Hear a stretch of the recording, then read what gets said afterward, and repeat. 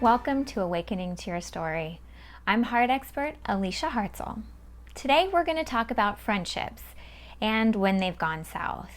You know, we all have friends, whether they're close confidants and our soul sisters and brothers, or if they're just random people who are kind of on the fringe of our tribe. We are surrounded by people that we consider friends. Now, it would be amazing if all these relationships consistently stayed brilliant and positive and helpful, but a lot of times they kind of do go south. Now, the reason that this happens is that friendships, just like relationships, are a sacred place for us to learn and grow. This is a place for us to do our work, to get into the juicy details that create larger capacity of heart as we're evolving as human beings. Now, there is a group of people that, get frustrated and they think that we should cut and run, right? If they're not serving your higher good and they're not, building you up, get rid of them. Just get rid of them. And, yeah, I agree. If people are causing ruckus in your life, you are the author of your story, and you can create healthy boundaries and make sure that people stay in those boundaries. But we can't stop law of attraction. If you have something that is coming up within you and your friend, that sacred place to learn and grow, is coming up and bumping up against the stuff within you, to react and to cut and run, right? To wall up and to sever something off, it might not be the healthiest alternative for you. Yes, get to a place where you feel safe within yourself, but don't forget to go back and do the work, right? I love when I get comments and questions from you, and this topic today came from one of the questions that I got. We were having a conversation about friendships and how do you know when you're reacting to something or when you're acting out of your own personal evolution and strength. This person had a relationship that they had been friends with for a really long time, and it had kind of started to go south, and she decided to kind of sever ties and walk away. But this is what she wrote in: I'm totally over it. This person is no longer in my life, but I still think about how betrayed I was and how wrong they were in their actions. What do I do now? Yes. When you cut and you run, when you react in that way, if you feel like you need to do it to create sanity for yourself, I completely understand. But you have to acknowledge that in that, there is a reaction. And if you choose to step toe to toe to the information in that reaction, I promise you, your capacity of heart will expand. So as we look at that, let's look at what this looks like so that we can understand and know and create active movement towards that expansion. When you are in a situation where you have reacted and you are pushing something out to protect something within, that is a reaction. And in that reaction, you still have the information within your heart. Whether or not that person is there or not doesn't really matter. The information still stays the same because it's yours, right? So your job is to look into that information. The reason you can't get it out of your mind, right? Even though you've pushed the day-to-day activity out of your space, you still have that information for you in your space. And the reason that person was there bumping up against that information is because your heart is trying to get you to pay attention to what needs to be shifted out. So as you look at that inner dialogue that keeps running through your brain, You know, I can't get how betrayed I was or how wrong they were in their actions out of your mind. I would say look at that information for you. Now, like in all the videos, I'm going to give you 3 things to walk away with, and let's talk about the first one because it applies to this area right here. The first statement I want you to walk away with is that it's less about them and more about me, right? Now let's go over this really quickly. There is an ego me and ego I that says I must be better and I must survive this and do, and it's about pushing and moving and being. And then there's an I and a me that is heart-centered that says this is mine and I must figure it out. Do you feel the difference? This push I, the ego, and the I, heart, right? So in this heart-centered I that we take into this statement, it's less about them and more about me. If you still have the information in your radius and in your heart space, and you've pushed them out and they're no longer there, it cannot be about them, even if the dialogue in your head points to them. It's not about them. It is not about the other person. It is about me. This is my story. I can only change and create movement within my story. Yes? Are you with me? I know it makes you feel like you want to have a temper tantrum. It's not about me. It's about them, their wrongdoings, their wrong actions. If you only knew. I get it. Listen, I've had some terrible stuff happen to me in my life. And if I walked away believing that it was them and never doing anything about what that brought up within me, I'd be a reactive mess.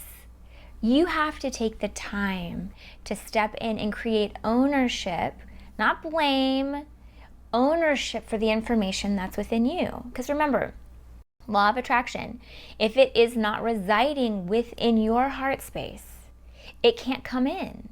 So that person was a gift. That person, that radically crazy situation that happened in front of you is a gift your heart called in so that you would know where to do the work, right? So for this particular person, she felt betrayed, right? She felt betrayed and she felt like their actions were wrong. Now, if you take them out of the equation and you look at that, then you can go, okay, so betrayal, that is the object up. What does that mean for me? How does that feel within my space? Does that leave me feeling less than? Does that leave me feeling like I don't know all the information at hand, that I'm left out of information? You've got to step in and figure out where your heart is calling to have healing and calling to have, love put in. We pick up stuff along the way all the time. We pick it up and we adopt it in as our own, and we don't even recognize that we're adopting it because we're surviving. We're learning as we go. And if we learn these places of pain as truth, then it's up to us when we feel it in situations like this, it's up to us to go, you know what, this doesn't feel right. I'm going to be conscious and I'm going to step in and create ownership for my story and what it is I want to come in. And in that, you turn the focus towards your heart and you can create movement and work, right? So the second statement that I want you to walk away with is, I can only shift and change my side of the story. Feeds right into what we've been talking about, right? You only have the power to create change and evolution here. It is, again, going back to that first statement I want you to take home with you. It's not about the other person, it is about me. I can only write and change what is here within my story. And I'm committed to my story and my heart. And I know the value that I have. But if my mind is circling around this pain and this betrayal and this thought of angst because of another person, I can't change the other person, but I can absolutely figure out what information that situation means to my heart and my story and my fundamental truth and the things that are keeping me shadowed from it, right? Okay, as we go on to the third statement, I must forgive to broaden my own heart capacity, right? So as you're dealing with your own information and you are creating evolution for your story and for yourself, you will naturally start to feel the tie of pain that links you to that other person slowly dissipate, right? It will clean back up to appreciation for who they are. Because if you allow them to be them by saying it's not about you, it's about me, if you naturally in that process start to allow them to be who it is they need to be in the world, they're doing the very best they can, just like you're doing the very best that you can. And yes, you are bumping up against each other's stuff, but remember, that reaction is designed to help you. You can already start to see how it calms the waters, right? And in that calm, you can practice forgiveness. Not necessarily for the other person. That's not what it's about. Forgiveness in this place is designed to help you create healing within yourself, right? As you step in and you say, I allow you to be whoever it is you need to be, it gives you the opportunity to be whoever you need to be as well. We don't always know when we're bumping up against other people's stuff. Even if it's a full-on attack, that other person who's attacking you is probably surviving something pretty crappy in their own story. And yes, it is coming out on you because friendship is that sacred place to learn and grow. But remember, law of attraction, if it's there in your life, it's there for a reason. It's there to help you. So as you step in and gift them the opportunity to be whoever they are, right? You say, I get that what you did hurt me, and I'm going to use it for my betterment, right? To better my heart capacity and expand my heart capacity and use it as my information. You allow them to go off and be whoever they need to be in the world. And in that, you start to not only broaden your heart capacity when you do your work, but you start to take condition off of love. And that is the brilliance of forgiveness, right? As you step in and allow that person to be who they need to be, forgive them for the wrongdoings that it caused on you, because you're going to utilize that wrongdoing to help you move forward. You get to create unconditional love.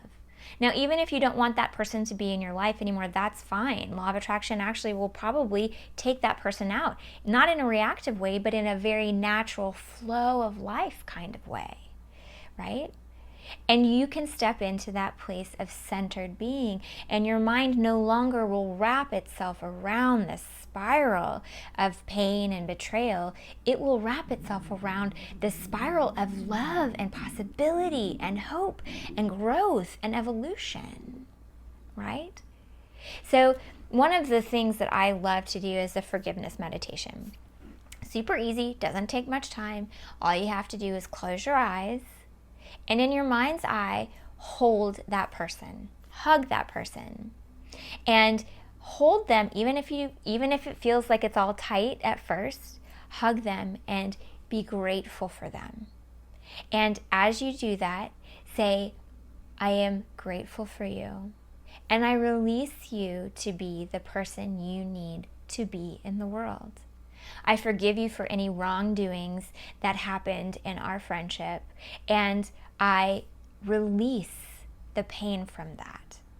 I release the judgment from that, and I replace it with love and appreciation. I let you go to be the person that you need to be in the world so that I can be the person that I need to be in the world. And hold them in your mind's eye until they hug you back. And then open up your eyes and smile, take a deep breath, and do this as many times as that negative thought comes up, right? Just release it. And then remember that if you are having those things go through your mind, it's because your mind and your heart are not quite aligned yet, right? Your mind and your heart are there working together to help you. If you've got those things going around in your mind, it's because your heart still needs more attention. Okay, so let's go over the 3 takeaways for today. The first, it's more about me and less about the other person. Heart-centered, not ego-centered. It's more about me and less about them. This is going to transform any crazy situation you have. The second, I can only shift and change my story. Power there. I can only shift and change my story. If you can do those 2, you're gonna have so much evolution of heart. And then if you add in the third, it's gonna be a miracle. I must forgive to broaden my heart capacity. I must forgive to broaden my heart capacity. All right, take those 3 things with you into your next situation, into the next place of friendship, the tribe that you've created. It will expand not only your heart capacity, but the heart capacity of those around you. So I want to leave you with the remembrance that you are miraculous, that there's not one thing in your life that happens to you, that it all happens for you. Leave comments and tell me what you want to hear about. Email me at alicia@awakeningtoyourstory.com or leave comments in any of the social media platforms. And until next time, remember, you are a miraculous creature. For more support, information, and inspiration, join me at awakeningtoyourstory.com.